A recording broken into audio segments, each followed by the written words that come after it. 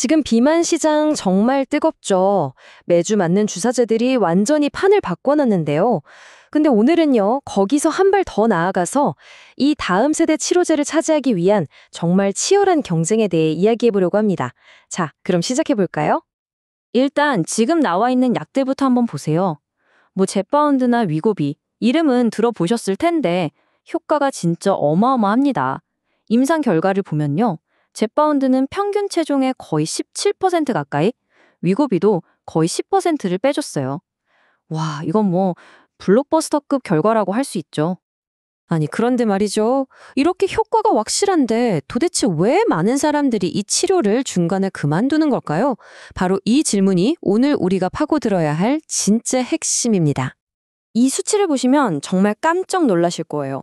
이 약을 처방받은 환자들의 무려 60에서 70%가요. 1년도 안 돼서 복용을 중단한대요. 와, 정말 충격적이지 않나요? 바로 이게 이른바 10억 달러의 역설이라는 겁니다. 그러니까 이제 제약사들의 진짜 전쟁은 누가 더 효과 좋은 약을 만드냐가 아니에요. 어떻게 하면 환자들이 꾸준히 치료를 받게 할 것인가? 바로 이 환자 순응도가 새로운 전쟁터가 된 거죠. 그럼 왜 그만두느냐? 이유를 좀 살펴보면요.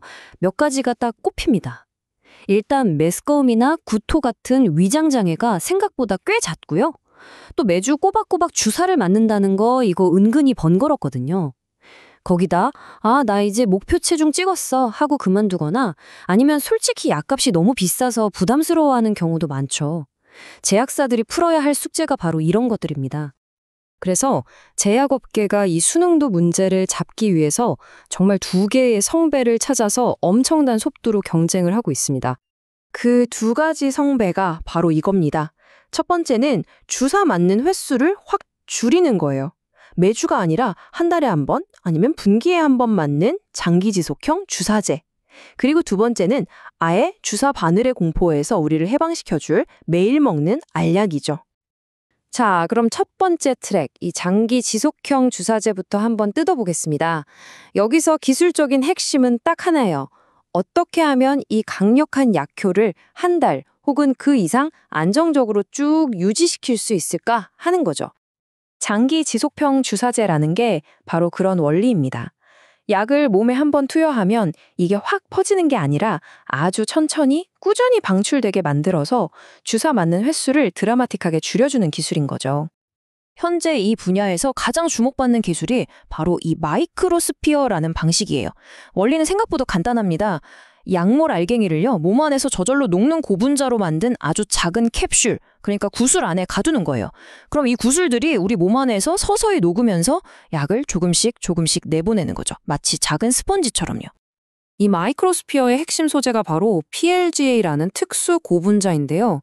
페트론 같은 국내 기업들이 이 기술에 집중하는 이유 중 하나가 이게 생산 방식이 비교적 간단해서 대량 생산에 유리하다는 장점이 있거든요. 하지만 이게 말처럼 쉽지가 않아요. 가장 큰 기술적인 허들이 바로 이 그래프에서 보이는 초기 과다 방출 문제입니다. 보세요. 주사를 맞자마자 약물이 저 뾰족한 선처럼 확 쏟아져 나오면 어떻게 될까요? 당연히 부작용이 심해지겠죠.